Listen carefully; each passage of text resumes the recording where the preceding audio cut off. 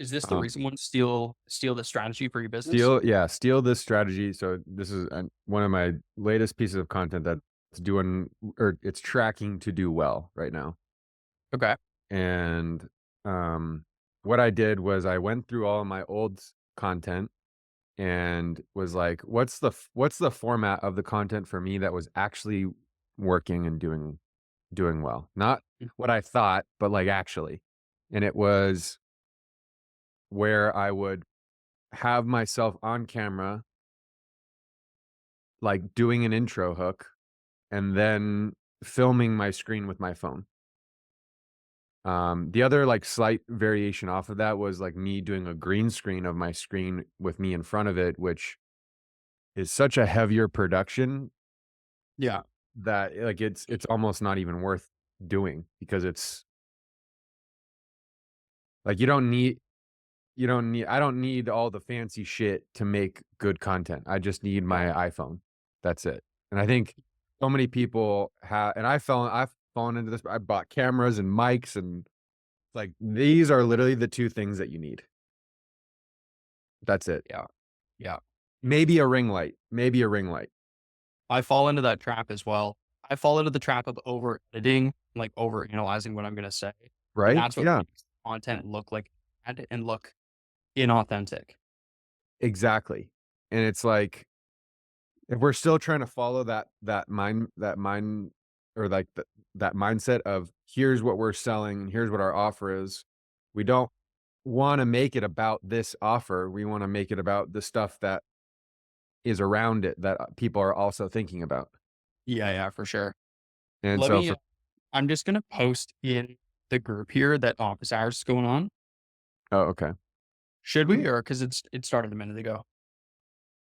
Yeah, I mean, I figured maybe there be like one or two people that show up to this one, but like Okay. Yeah, no worries. We'll wait for it then. All good. if we record it and then we post it, and this is how a lot of the office hour, like our Stammer offers office hours started gaining traction is because we would post them, people would watch them, and then join for the next week.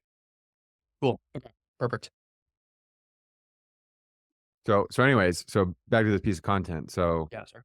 figuring out what what my most popular intro hook was based off of like the stuff that I'm doing on a daily basis. And for me, that was here's a cool website that I found, or here's a cool strategy that I found. Yeah. And there's many variations of an intro hook that you could do off of that. So I sat down the other day and I filmed like I had ChatGPT help me write a bunch of these intro hooks, like or variations. And then I just sat down and filmed for like 15 minutes of just intro hooks. And then cut each of those out into their own little thing. So now I have an intro hook. I have like dozens of intro hooks ready to go. And I used to do this like 2 years ago. I would sit down and film a bunch of intro hooks. Here's a cool website that does this. Here's a crazy AI website that does that. Um, and I haven't done that in like a year, over a year or so. So I just redid that, but it puts me in the mindset of I don't have to like come up with a piece of content because the first 3 seconds is already there. Right, So right, I'm right. now matching something to that intro hook, which for me made the whole process a lot easier to actually film or come up with. And the intros are generalized. It's like this AI website is gonna blow your mind or something like that, and then you can just add the tool on top of it. Exactly. Oh, that's And clever.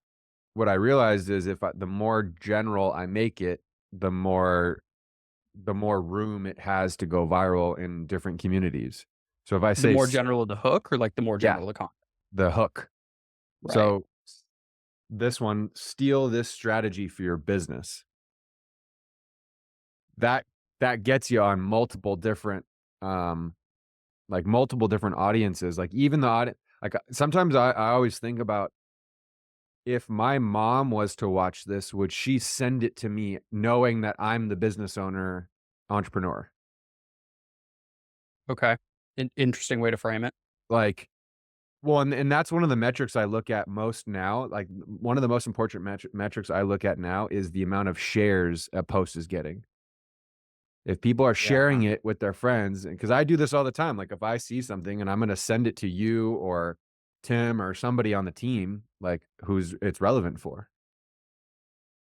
Yeah, that makes a lot of sense. The comment thing is huge. Like that shows so much engagement. Yes.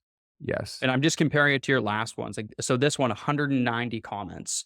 And then the ones prior, it's 2 comments, 18, 3, 2, 6.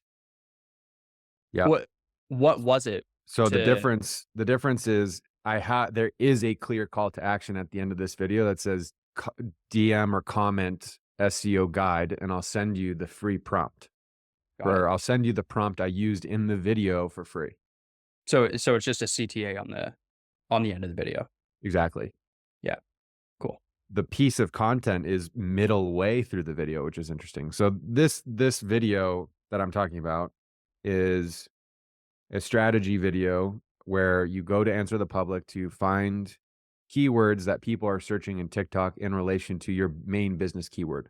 So for everybody watching, the example that I show is for a window cleaner, local service business, somebody who cleans windows and gets paid for it. If they search the keyword window cleaner in answer the public under the TikTok search guideline, the results that show up are the keywords that people are searching in TikTok. The keywords that people are searching in TikTok in relation to that window cleaner keyword. Right. You can then sort all of those keywords by total mentions and then the estimated average CPC. And you can find the highest volume with the lowest CPC. Those are the arbitrage keywords that you can create content about and have a good chance at ranking organically because nobody's bidding on them. That's really interesting. And it's cool that Answer the Public has a TikTok search feature. And then you take it one step further where you then take those keywords that are ranking high with a low CPC, you take those keywords, search those on TikTok to find the content that is actually going viral that made that keyword pop up in the first place. And then you embed that video on your article through line right to the viral video that showcases why this keyword is even important in the first place. So the piece of content that Interesting. I generated for this example was talking about these magnetic window cleaner tools. And it makes a lot of sense because of TikTok Shop and how that whole algorithm works. But if I was a window cleaner business, and if that's something that got organic 10, 11 million views on TikTok for magnetic window cleaner, I could write an article about here's why magnetic window cleaners, top 5 pros and cons of magnetic window cleaners. A con being, oh, you don't know how to clean your windows right or whatever. Like there's such an easy through line to getting it back to your business as a call to action, because if you get someone on the article, then they're reading the article, they're watching the video, they're more likely to engage with your business. And I mean, and then you've captured them on your pixel. You could do there's a lot of things. And then they're in your ecosystem. So Yeah. it's a content strategy and an SEO strategy. Yes, exactly. Yeah. Yeah, Yeah. that's really clever. I saw that video today and I started doing the same thing. I was looking for like agency related content on Right. TikTok and then Yeah. just brainstorming ideas. Yeah, exactly. Yeah. So now I'm trying to think of like, those are the cool strategies that I find interesting and useful. How do I make content that just shares that as Yeah. easily and quickly as possible? And so now that I have, yeah. Oh, and then the other thing is I did do a little bit of entertainment add-ons. So Get Yarn IO is now completely clipped. Bots have completely run over that website. But now there's another one. They spun up another one called yarn.co, and it's the same platform or the same database essentially. Nice. But they protected it with Cloudflare, which is smart. And this website allows you to search keywords or phrases, and it will return results from popular TV shows and movies. Yeah, And that's really interesting. I mean, the one video that you had ripped to 10 million views and I think it was like 2 weeks. I think it was partially because of the clips. yeah, and it was because of those clips were making fun of myself in the Right. video. Yeah. It Yeah. was like a very, yeah, self-serving, made fun of myself for the purpose of making fun of myself. Well, and you made business content entertaining, which is super difficult to do in the first place. Yeah. I think most content is either educational or entertaining, and if you can do both in one, like, Yeah. that's the holy grail of I mean, and that's why that video went viral, is because it was both entertaining and educational. Yeah. Yeah, exactly. Yeah. I've got yarn.co on my screen now. I'm getting distracted by all the memes. Oh, I mean, it's a rabbit hole of craziness. Yeah, it is. Yeah. But so I went through that. So one of the other ones that's doing well for me right now is, I redid my 5 websites that feel illegal to know videos, Mhm. and I did the same clips as I did from the one that went mega viral. And this one's now at 10K, and this one, I mean, I've had a couple other ones go into the 5-figure range, but Yeah. it's definitely clear to me, like, there's a style that's working, and don't try to be creative to get out of that style, like, just recreate that style over and over and Right. over and over and over again. Yeah, that makes sense, and this is a style that you I don't know about invented, but definitely own. Like, you own this type of adding a meme inside of your video, making business content entertaining, doing the talking face with the screen overlay on a Miro board or something like that. Like, the content style is consistent, but you can see clearly the types of content that goes viral for you. Exactly. It all has that entertainment factor. It does, and I think I gotta lean into that more, while also having direct call to actions in every video. Because I think Right. when people hear this type of content or information or conversation, they're like, "Oh, well, it's so easy for you because you have, follow," or whatever. But, like, if I don't have a call to action, I mean, you saw it, you called it out, like, there's 2 comments, 3 comments, 4 like, those posts did nothing for my business. Yeah.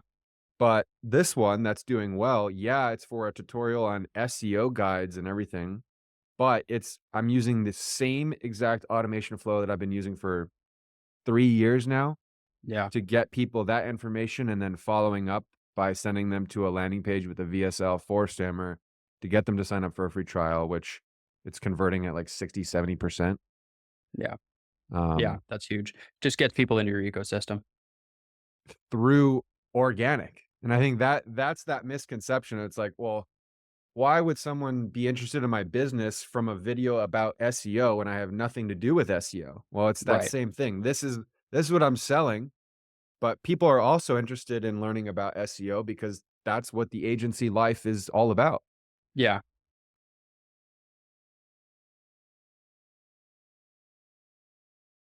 Yeah. YouTube's a whole different story though from what I'm seeing. How so? Well, I definitely don't have it clocked uh for the style of content. And I Yeah. think Yeah. it's a little bit more difficult because YouTube is fully evergreen. You could post a video today and in 5 years it goes viral Yeah. because something in 5 years started trending, and that's the search term that people and then boom, your video goes crazy. Totally. Yeah. So it's hard to like kind of think of, because with the algorithm, like, we're playing to the algorithms, whatever it I is. also think there's a lot more time commitment to make a YouTube video, which is why you're probably less likely to do it. Like, there's a lot of thought and planning that goes into making a really good quality video, but a short can be something entertaining, like, oh, top 5 websites that feel legal to know, or here's a cool strategy for your business. It's easy to just capture those views, but I don't think you have, like, from the consumer side, there's no retention there. So they're going to comment and you can get them into your ecosystem, but unless they're going to continue to see your short form content, it's pretty easy for that value to just go in one ear out the other. Yeah. And I think that kind of goes back to the production value of YouTube. Like, it's assumed that it's going to be higher because of all of these creators that put millions of dollars into their videos now, Yeah. but Yeah. I think we all forget that Mr. Beast started by saying Logan Paul's name a million times in a row or whatever the hell he did, like, from a Right. Right. webcam. It's like the there is a through line from filming on your phone with your headphones to doing a simple screen cap on your computer with Loom or something versus a full on production. Yeah, yeah, there is. I think it just feels a little bit more daunting for anybody getting started now because the competition is higher. Like the bar has been set higher now than what it was even a few years ago. Yeah. For production, you mean? Yeah. Yeah, exactly. Do you But still I think did that's like a worthy, because I do see certain accounts like that do just screen shares with their voice or with their face in the corner, and that's it. And then like they're getting crazy views. Yeah, there are some accounts like that. Like I follow a few agency accounts that do that, and they're basically just screen sharing a Miro Yeah. board Yeah. and just showing like, oh, here's my mental map of thinking about growing and scaling an agency. But it's catered to a specific audience. So I think if you're making content like that, you need to recognize that views is not the thing that you're optimizing for. Like you're optimizing for a click through rate and conversion and high quality watches. I Yeah. saw I forget his name, but he's a pretty big guy in the agency space. He's got like 200K on Instagram followers and I think like 25,000 YouTube subs. Uh-huh. But 80% of their new customers coming in come from YouTube, and the remaining 20% is from short form content. Yep. So Makes it's sense. great to get the views, but you'll probably, if you focus on YouTube, you'll probably have a higher conversion. And I mean, I know that for a fact. Right. Like one of my YouTube videos that did, I mean, my best one of all time that I posted back in March did like 10, 15K views. Yeah. We got hundreds of signups from that video. Hundreds, if not thousands. Mhm. Like, and yeah, and that one was entertaining and educational. Right. Yeah. There's definitely a way to remix it. There's a lot of creators out there that make really practical, interesting YouTube content that's also really entertaining. Oh yeah, for sure. I I find the Miro board mind map things really like, I those are to me are so educational, and if there can be a little bit of entertainment, or the way that it's presented is entertaining and not just completely boring and just deadpan, then Yeah, yeah. like I mean, it's got me. Like I'm See, that's watching the that part that I video. need to get to. I have a lot of contextual information, but I have no idea how to turn it into something entertaining. But I put together a Miro board today that's basically just a mind map of how do you think about scaling your agency, removing yourself from the company, and then moving towards getting acquired. Oh, nice. You wanna show me a little Yeah, yeah, yeah, for demo sure. of it? Here, let me bring it up.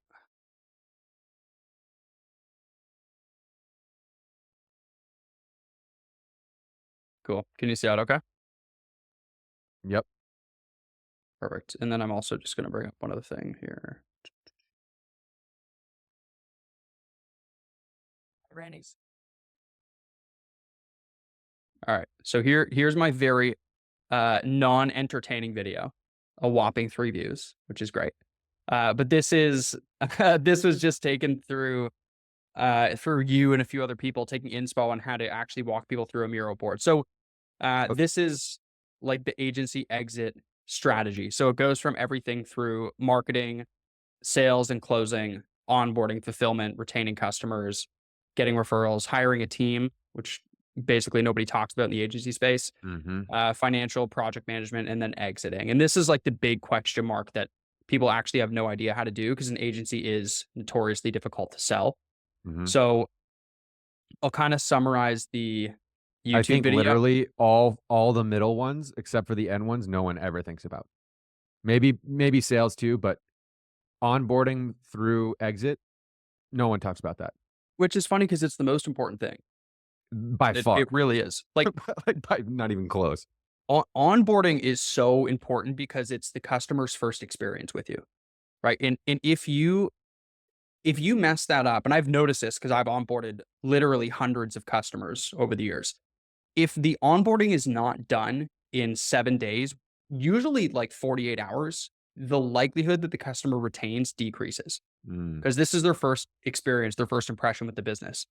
So even something simple like if you get access to their Meta ad account, but not their Facebook and Instagram page. And then they have to go back and look for it and try to relink it. And oh, it's linked to a different ad account. And it just becomes this whole cluster that they can't dissect Yeah. themselves. That pain in onboarding is reflected in how they're going to feel about your service overall. Yep. And the amount of So that's times part that of that process takes like a week to fucking get done, like it just totally. kills the momentum of the deal. Yeah. Yeah. Exactly. Exactly. So if you're onboarding a customer that feels not technically savvy, or if it's a larger company with 20 plus people, it's better to just schedule a call with the key players and get it all done at once. Mhm. But anyway, we go through like marketing is the basic thing. How do you attract clients? But I think it's something that a lot of people struggle with. So, but I know what you and I have done. We did a lot of chatbot marketing, right? Comment this keyword and you'll get this. And that's what brings people into your free lead magnets or any low ticket offer. Right? We've got the free lead magnets here. And then I talked about how do you transition somebody from entering your ecosystem to actually getting them on a call, setting them up with your appointment setters or your sales team, and then pushing them towards some of the high ticket offers and lower ticket offers. Mhm. And then we also come over to like skipping teams here, jumping up to retention. I talk about a whole upselling mechanism, which actually has a lot to do with how you onboard and how you position the sales deck in the very first call. So there's a lot of missing pieces that I think most agencies don't talk about. So when I'm presenting to a new customer, we're showing them a service ladder. Like these are all of the things that we can help you with, but this is your biggest pain point right now. Mm. So for instance, we have CRO, paid advertising, email marketing, and SEO. Right. So on that spectrum, we might start with paid advertising, but we'll show the customer these are all the services that we have. And when we get into our second month, we want to tack this on because we think it's going to have the biggest impact on your performance.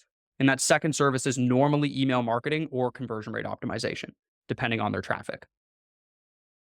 Right. So setting that up in the initial pitch deck is going to help you when it actually comes to your second, third, or fourth month and you're upselling the customer. Are you customizing the pitch deck for each customer? To a certain degree, for the most part, it's standardized because the amount of calls that I'm getting on, it would just be inefficient to have a customized sales deck. So to be honest, we make it pretty universal. The only time that we'll customize it is if it's a deal that we feel is going to have a huge contract value. Mhm. And we believe that by customizing the pitch deck, we're going to have a higher likelihood of closing the deal. What do you see as like the number or like the number one way to get people to actually book that meeting? Is it from email or follow-ups or calling to book the meeting, or they're self-serve? Are they doing it themselves? In terms of getting somebody from an inbound lead to actually getting on the phone with you, Yeah. well, it actually starts at the lead magnet because if the lead magnet is unrelated to something that you're offering, then that's probably not going to be useful. So, one of the lead magnets that we had was the seven figure mini Facebook ads course, right? And we gave this away as a lead magnet because now anybody that wants to access this, they're already problem aware, they're looking for a solution, and they're willing to take the time to implement it. Right? So if somebody comes in from that lead magnet, what pushes them to book a call is this series of email and follow-up Yeah. automations that we have going after it. Which I was gonna mention, you gotta put a form in front of the Miro board when you promote it on socials, so that way you can collect info on who's downloading it. Definitely. Yeah. I was in the Trying to middle of doing that and then ran out of patience and said, okay, I trying gotta to just publish get it it and out. jump on this call. Yeah. Yeah, yeah, I figured. Yeah. Yeah. But yeah, no, I definitely do. But anyway, lead magnet has to be related to the service. And then how to actually get them from in your But does it? ecosystem to on a call. What's But that? does it? So, like, playing devil's advocate real quick, the lead magnet that I'm offering right now is this SEO guide, Mhm. and through the chatbot automations, if certain scenario like, if certain things happen, like, for example, if someone has never DM'd me for a free value piece before, then the automation will kick off a secondary DM that says, "Oh, by the way, are you interested in AI and automation and growing your business with AI, something like that. And if they respond yes, then it sends them another link, which is to the landing page that has a VSL, which with more information to get them to then do this direct sign up. So completely unrelated things. The one common theme is me as the creator they're getting information from. So like in their mind, it's positioned Right. as, oh, this here's more free stuff for me to use. Whether they do anything with that or not is up to them, obviously. But That's interesting. So you don't necessarily care if the lead magnet is totally correlated to the primary, secondary offer. You just want to get them in your ecosystem and give them something free and then continue to exactly. nurture the prospect. I'd say 90% of my free value opt-ins are completely unrelated to AI. Interesting. Most of them Interesting. are related to how to just grow your business. The only one that I ever did was the God prompt free value opt-in, which Mhm. was just like a ChatGPT prompt. Right. Yeah, I remember that one. Yeah. Yeah, so Anyway, probably to revise this then. Um, but the lead magnet is going to vary depending on the service that you're offering and the price and your total addressable market. yeah, yeah, Like for you, for Stammer, right, there's going to be thousands of customers and it will continue to grow. And the fulfillment team, like there is no hiring on fulfillment, there's hiring on dev, yeah. right? For an agency, you can be pretty successful with 20 customers. So But you might I not need think as many people coming into the ecosystem. definitely, yeah. But I still think like the idea of if you're selling agency services, advertising, SEO, whatever, email marketing, whatever it is, the people that you're trying to sell that to as an agency are business owners, ideally, right? Mhm.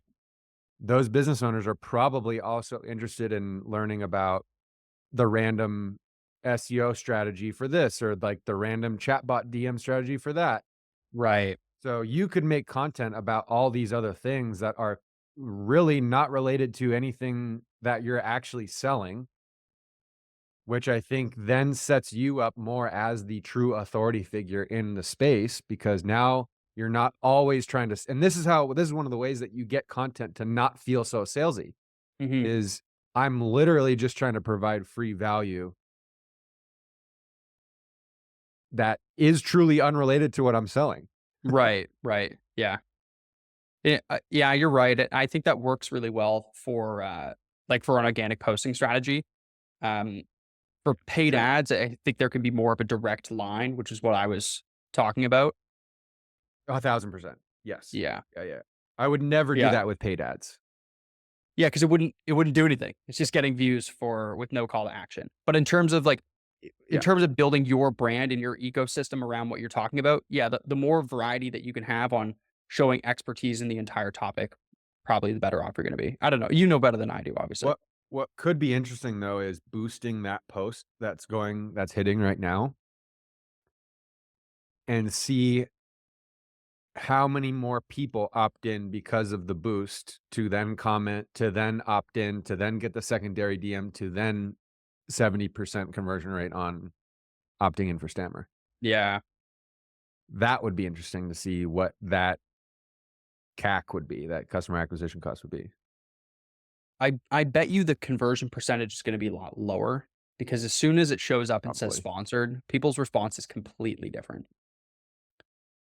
But I Yeah. mean, I would let it rip and see what it can do organically, and then when the views start to die off, you could Mhm. put a couple dollars behind it and see, the difference in conversion. Yeah. You're also probably hitting a lot of your current market with that post, and then as soon as you add some money behind it, it's gonna branch out a little bit more. Yeah. Yeah. One of the things I did in the current paid ad campaigns that we're running right now is completely exclude all existing, um, like, known people or known data. Mhm. So it's like I'm forcing it to be cold audiences always, and we're getting the highest click-through rate that we've ever gotten on any ad in the entire history of the ad account. Interesting. Really interesting. Yeah, like 7.5%. You're getting 7.5% click-through rate on a completely cold audience. Yes. What's the ad? You're gonna laugh. It's the dumbest. It's like I was like, what's the dumbest, lowest thing that I could get? Just the lowest effort thing that you can do. Lowest 7.26%. Oh, shit. 816 trial started for $8 a piece.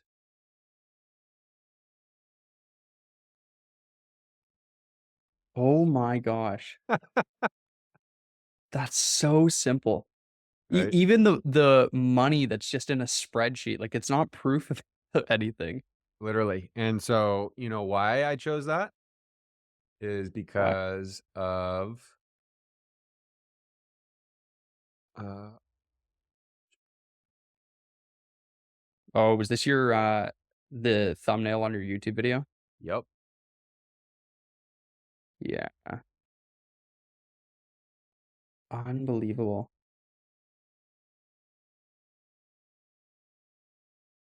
So I'm like, okay, well, this guy this guy's a GHL, one of the top GHL affiliates. Okay. And his last or couple of his most recent videos are some of his most highest performing ones outside of 6 years ago, which is crazy. Mhm. But this one, how to sell AI to local businesses, and just like putting a I mean, it's the same format of all these videos that are doing really well.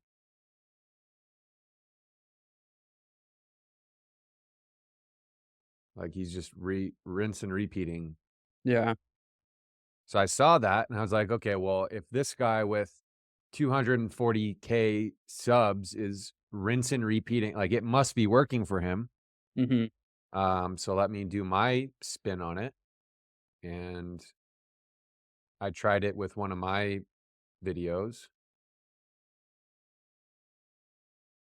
And then I was like, okay, well, that video is doing much better than all my other recent videos. Yeah. So let me just try that. And lo and behold, there we go. Bam. Wow.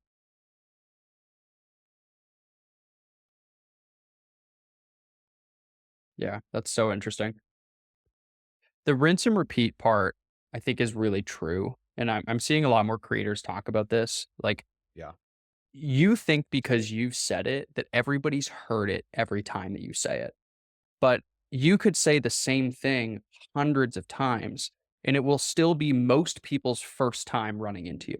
exactly. So for everybody else that sees you, they just get reinforcement that you are who you say you are, and for everybody new, they get the intro of who you are.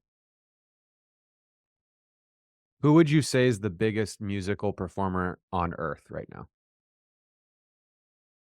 Um, Taylor Swift? Have you been to a Taylor Swift show? No. Neither have I. There we go. That proves our Yeah. point. Yeah. I was hoping you would say Taylor Swift too, Yeah, because yeah, yeah, yeah. I had that loaded. Yeah. I mean, that I think like yeah, we've seen all the hype or whatever around it, but like we've never been to one of her shows, and yet she's the biggest performer. Like so, it's like there's always room to grow, even if at the pinnacle top of the game, Yeah. there's still going to be people that have never heard or seen your stuff.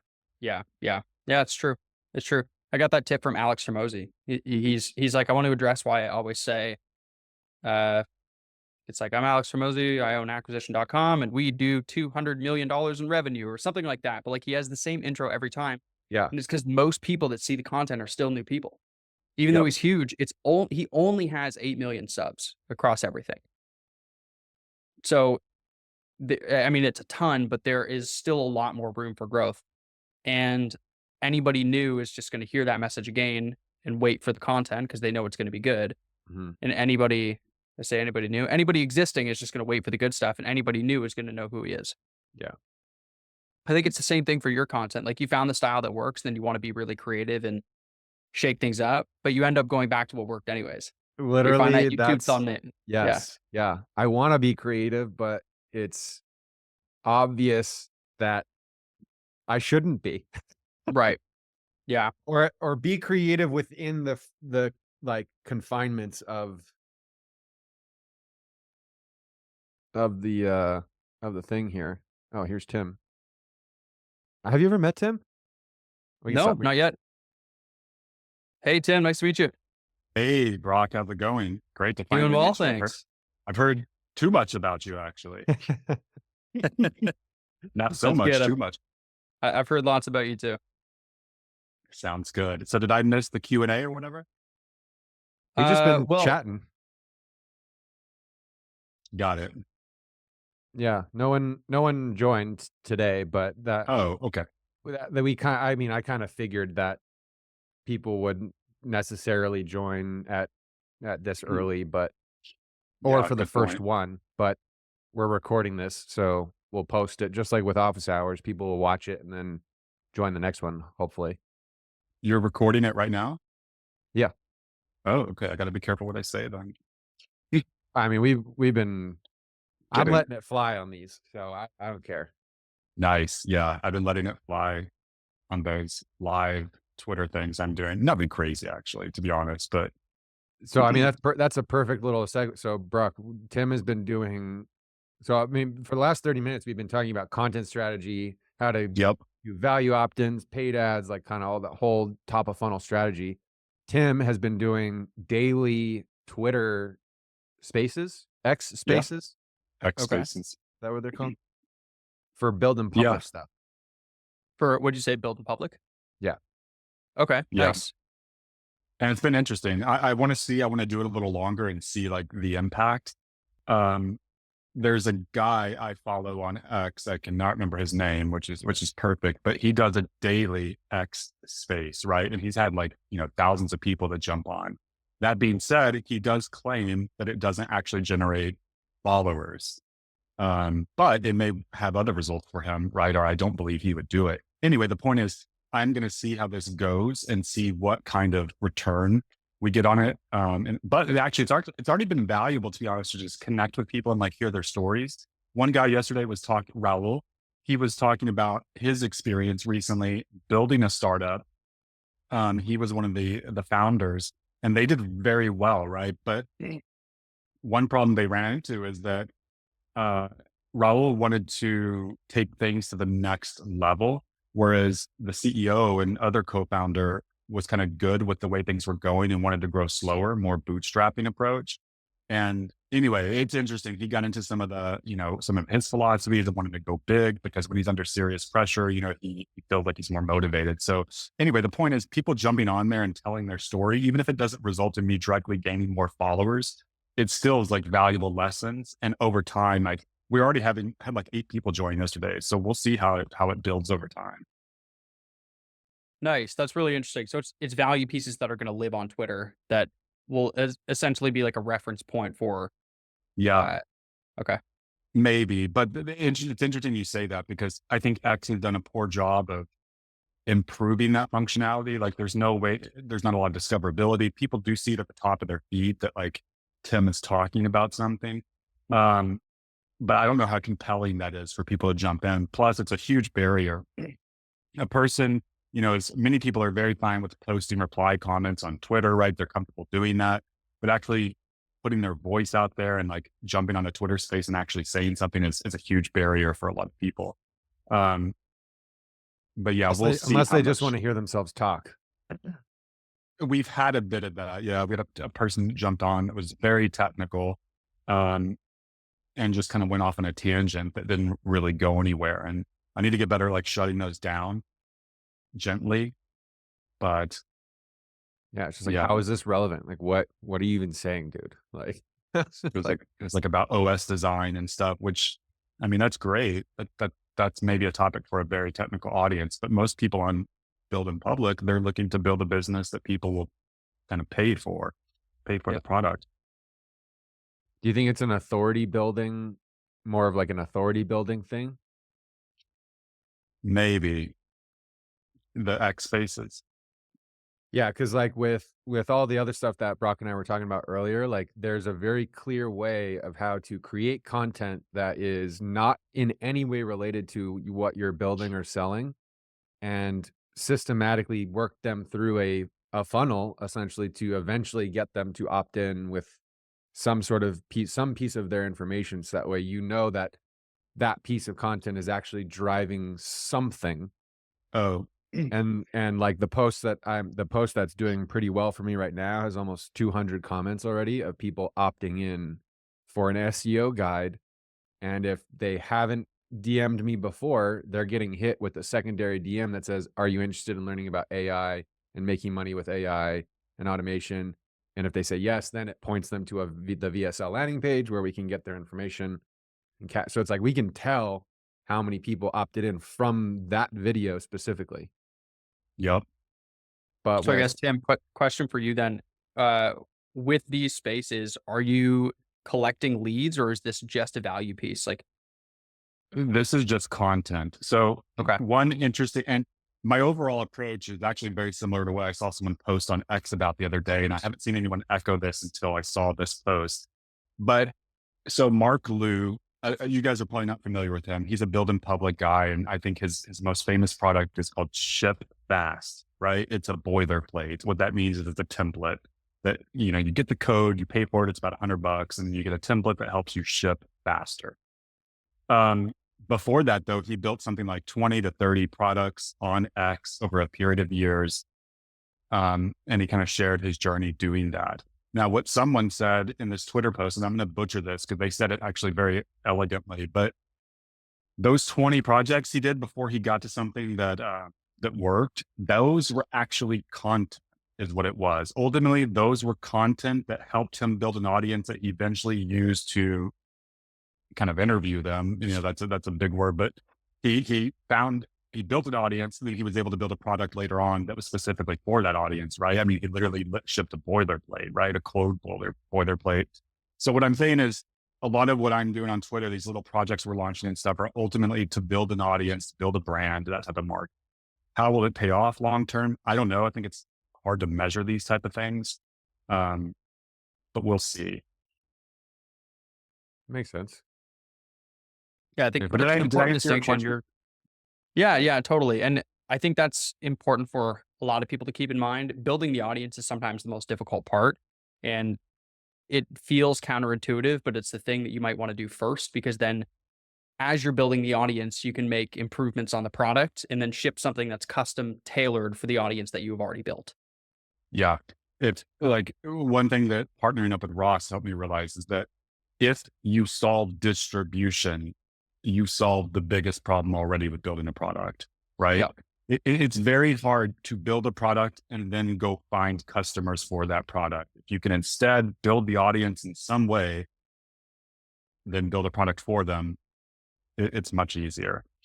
Yeah. That's why there's so much emphasis on validating your idea before you go to market or spend any time or money building the product. Yeah, absolutely. That was my whole thing, actually. So in the big corporate world, I was trying to do that in the corporate world. Unfortunately, bureaucracy kind of prevents that approach. You can't pre-sell a product in most corporate environments. They don't allow it because it's so out there for them. Right. And we lightly talked about doing that with Stammer, but I feel like we more stumbled into doing that rather Yeah, than oh, we're gonna do a wait list. We're gonna pre-sell it to people. Like we kind of ended up just pre-selling it to people because it was there, it was ready. People yeah. were Didn't you asking just for do it. it? Like we just did it. Yeah. Like we didn't plan it. It was just, hey, do you want this? Yeah. Yeah, and that did allow us to have some, or that definitely allowed us to have some validation that yes, I mean, people will pay for this because they literally did. I mean, that's the ultimate way to do it. Yeah. But I'm sure you guys noticed probably in Google Trends and just like where people's minds are at is that a white label SaaS is something that was so desirable and it was such a hot topic. And there were a lot of people trying to makeshift it and do these little GPT wrappers, but not really building a product around it. Mhm. So a little bit right place, right time. And you probably didn't need as much market validation as a more ambiguous idea where you're really questioning if it's going to work. Like the interest was there. We all knew that it was there. You guys were just the first ones to build the best solution. Appreciate that. Yeah. Although it's interesting because the moment you start building a white label SaaS, the pain point that you're solving changes, right? You go from not only solving the pain point that the SaaS solves, but you also have to solve the pain point of the customer that is purchasing it, right? And what do they want to do? Ultimately, they want to make money online, which is actually why I think this thing you guys are doing is so fantastic, because we get so many new people who want to build their own SaaS, build their own thing, but they don't have any of the required skills. And it's taken a decade of me building side projects on the side, failing multiple times, getting lucky a few times with some ridiculous stuff to build up the knowledge required to do what we've done now. But hopefully something like what you guys are doing can help them short circuit that and get there faster. Yeah, I would hope like so. I would like to think so. Yeah. Our goal is just going to be to try to communicate some basic knowledge, but things that have been practical and have actually worked for us. Like Right. the most effective way to get customers in an agency. Um, yeah. So I'm losing my train of thought. Now, Brock, one question I have for you, and this is a question I wanted to ask you with Ross for a while now. What is like, everyone has like their biggest learnings, or usually they do, maybe it's several of them, but like from your experience with, building your agency and selling it and doing what you're doing now, but is there something that just stands out, like one largest learning, the biggest lesson you learned? It's probably distribution, which is the thing that I ignored the most. So Really? yeah, I don't, I didn't focus a lot on the organic social side because we became really good at getting clients through lead magnets, paid ads, and a little bit of I cold see. email in the early days. So the distribution is the part that I really neglected, and I'm paying for it now that we're trying to grow a subscription-based education company that is just going to be education on how to start a white label SaaS. That's the piece that I'm learning at the same time. So the shift for me is sales skills and technical skills behind the scenes does not translate to distribution and attracting customers. So I'm on the other side of the coin now trying to learn all of the lessons that we had been telling business owners to work on this whole time, which is you have to make content, especially if it's an e-commerce brand. You have to make lots of content to attract customers. And now I'm on that side of the coin trying to learn a whole different side of the business that I neglected for so long. Got it. And no way to get around that other than just making 100 shitty videos, and then eventually they're just not shitty. Yeah, it's true. I keep coming back to that. Nobody can do it for you. I heard this silly little Gary V line of nobody can do push-ups for you. And it really stuck with me because no one can do the sales call for you. Nobody can make the content for you. You simply have to do it. That's a good line, actually. That's a very good Nobody line. can do the push-ups but you. I got to remember that. Yeah. I mean, yeah, and I think that comes with all aspects, sales, everything. Yeah. It's a good reminder that you got to get through it. Yeah. I had a guy I know, a founder who's exited several hundred million a software company and now does a lot of other stuff. He told me two things you can never fully outsource: sales and marketing, and then product. As long as you have someone focused, a founder completely focused on one of those, you have a fighting chance, basically. And he had a very non-traditional approach, which is that, so they try to hire a lot of outside sales and marketing people, right, who come from the industries and have that background. But consistently, what they find is that no one can do sales and marketing like a founder can. And customers respond incredibly well to hearing the story of why a founder got into something. So it's really interesting.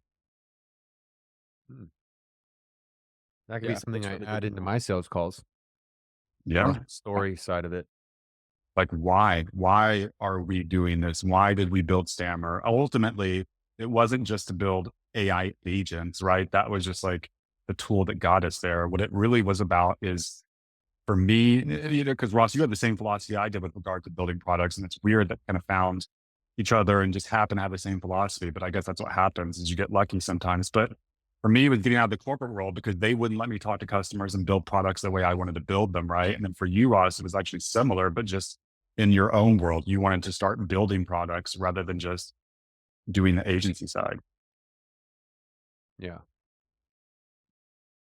Yeah. Not Well, just what I learned from growing the agency is that the biggest barrier is most often going to be your fulfillment. And that's the problem that Stammer solves. Like, so there are only so many customers you can handle for your current workforce. So for us Right. at full-time people, or at 5 full-time people when we exited, we couldn't double our customer base without doubling the staff, right? And hiring is something that we became really efficient at, Mhm. but there is still a certain level of bloat that comes with taking on more people that are just designed to be fulfillment, right? Uh, it's pretty typical for any service-based business. But Hmm. that's why I got so attracted to the Stammer white label model, because you can essentially run an agency the way that any traditional agency is supposed to be ran, but you have no limitation on fulfillment. So you can sell it like a service, but the fulfillment is on the software side. So there's a lot of shortcuts you still can't cut, like making content, getting great at sales, and actually having a great product. But the technical fulfillment side is already done for you. And I think that's Yeah, what opens up the gates of being able to more easily scale. absolutely. And we also have a service side of it that we've been building out, which is offering customers access to our engineers, essentially our prompt engineers, so that if they wanted to, they could come to us like some of the companies have done and just entirely, outsource all of that to us because our engineers have spent the past 18 months building the Stammer code. They know how AI works. And that allows the person to just be like, okay, here's the customer, here's what they want. Build the prompt for me, make sure it works. And they can go off and completely focus on marketing and sales, which is what's really going to drive revenue anyway, and customer service. Right. But it also, I mean, but to Brock's point, it gives the agency an internal upsell without having to do more work necessarily. Like there's nothing to build or do. It's just do the prompting or do the white glove service on top of the thing that you can already do yourself. Yeah. I think this is why there are still website development agencies and people that build these things on these other platforms that a business owner could easily do themselves when now they're just turning to an agency. What we're seeing with the agency life is the agencies who are now supposed to be the ones doing that fulfillment work for those businesses are now or have always been uneducated in what it is that we are doing with AI, which now leads them to come to us to ask for help. At some point, the market will mature enough to where there will be a lot of AI built AI prompt engineers, just like there are a lot of website builders,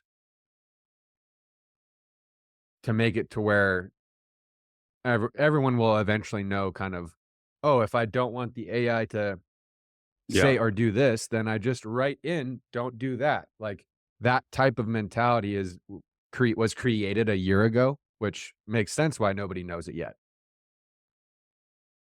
Yeah. And we have seen people that completely get it. And I don't know if they have a programming background or they just are good at taking thoughts from, requirements essentially and writing them down. But some of our customers are incredibly good at it and just completely get it. Yeah. I think it takes that initial dive into the pool.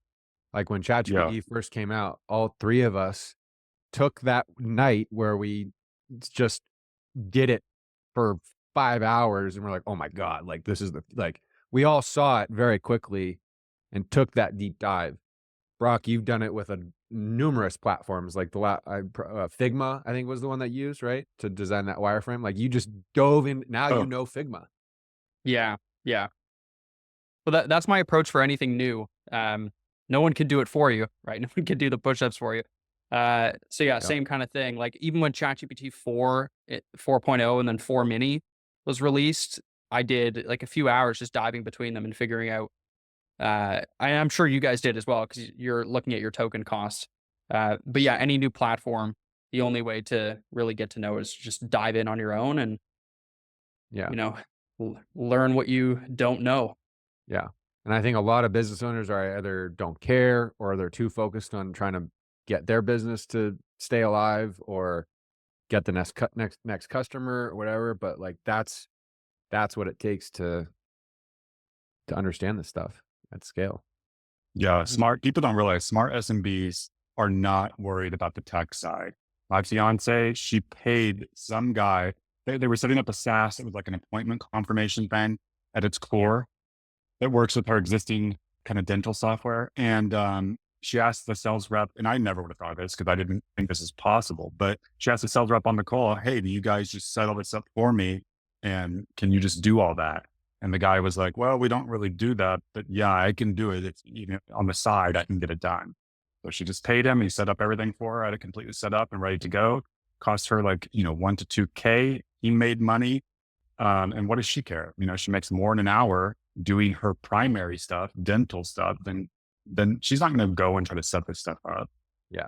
People don't realize that. Every SMB or all the good SMBs are like that. Yeah. Anybody making over like 4K a month or, like not struggling to survive. Yeah. Like they're going to see that investment as, yeah, this saves me and makes me money. Yeah. They're not going to run ads themselves. I mean, can you imagine that? Yeah. What were you saying, Brock? No, well, just pricing on value, basically. Like you said, your wife makes more in an hour than what she's going to pay the contractor, right? And any decent SMB is going to evaluate decisions in the same way, right? Is Yeah. this going to save me more time in the form, or is this going to save me more money in the form of time? Then I'll be able to spend somebody else to do it. And Absolutely. that's how decent agencies are able to secure higher contracts. Yeah. And the reason that people that are new don't realize this value-based pricing, this value prop, however you want to say it, is because they're not business owners, right? They're just getting started and they don't realize that business people think this way. That's why Ross and I pay so damn much for software. You don't know our SaaS bill, our own SaaS bill. It's pretty high because we realize the value of great software that drives the business forward, and when we're making a decision as to keep or keep a software and pay for it, it's not like we're worried only about the cost. We're also like, how is this impacting the business? And so people have to start thinking in this business mindset. And you see people who are new stuck in like the consumerist mindset. All they're thinking about is cost, cost, cost. You really have to think about what's going to drive top line revenue. Yeah, and you guys are so focused on the time value of money. I mean, even something as outsourcing skills, like you have, I think, one of the most highly talented dev teams in the AI space ever. And Yeah, if you guys were to try to figure this out yourself and use Bubble and try to make a package of ChatGPT, it would be less effective, and your time is just better spent in the areas that you're best at. absolutely. Yeah. And we've had to train the dev team has learned. So the dev team comes originally from a guy I met several years ago, 5 years ago, something like that, working on Notifier. And he and I have both learned over time, failing at building products. And that's why we've developed this approach. And he's taken what I was originally explaining to him and what he learned as we were learning to develop products that people will pay for. He's taken that and spread it throughout the entire dev team that we work with. So they are very good because they've spent a lot of time building products. Right. Yeah, that makes a lot of And sense. building a culture of building products. Well, this has been awesome. Tim, thanks so much for joining us. It was great to meet you. And yeah, Yeah. I'm looking forward to these calls continuing. Yeah, sounds good. I'm super, super excited about what you guys are doing because I think there's a huge opportunity here to help people out, help them get started quickly. So I will be watching with whatever the word is. I mean, yeah, Excitement, I guess. we tripled the amount of members in yesterday just from posting in the Discord. That's insane. I think we've had 40 members since the call started. Really? Really? Yeah. Oh 40 yeah. members Wow. started. Yeah. And no one joined. First up. That's all right. Onwards and Oh upwards. well. Yeah. Cool. All righty. Well, thank you guys. Appreciate it. Yep. Thank